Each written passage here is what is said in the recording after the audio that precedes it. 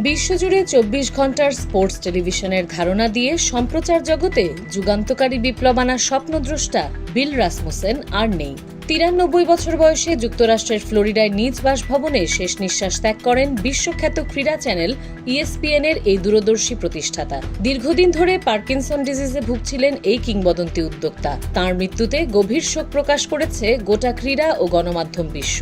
বিল রাসমুসেনের এই বিশ্বজয়ী গল্পের সূচনা হয়েছিল ১৯৭৮ সালে। হকি দলের জনসংযোগ কর্মকর্তার চাকরি হারিয়ে ছেলে স্কটকে নিয়ে গাড়িতে যাওয়ার সময় কানেকটিকাটের তীব্র এক যানজটে আটকে পড়েন তিনি। সেই ট্রাফিক জ্যামে বসেই মাথায় আসে শুধুই খেলাধুলা নিয়ে দিনরাত ২৪ ঘন্টার একটি স্পোর্টস চ্যানেল তৈরির অবিশ্বাস্য এক ভাবনা। মাত্র $৯,০০০ ক্রেডিট কার্ড ঋণ সম্বল করে শুরু করা সেই স্বপ্ন বাস্তব রূপ পায় ১৯৭৯ সালের ৭ সেপ্টেম্বর। যাত্রা শুরু করে ESPN এর প্রথম প্রেসিডেন্ট হিসেবে দায়িত্ব পালন করা বিল রাসমুসেনকে ডাকা হতো the father of sports television. ব্রিস্টলের ছোট্ট এক স্টুডিও থেকে আজ বিশ্বের সবচেয়ে বড় ক্রীড়া সাম্রাজ্যে রূপ নেওয়া ESPN দাঁড়িয়ে আছে তারই দেখানো পথে। ২০২৫ সালে স্পোর্টস ব্রডকাস্টিং হল অব ফেমে অন্তর্ভুক্ত হওয়া এই মানুষটি ক্রীড়া দেখার চিরচেনা অভিজ্ঞতাই বদলে দিয়েছেন আজীবনের জন্য। স্পোর্টস ডেস্ক, খোলা কাগজ, ঢাকা।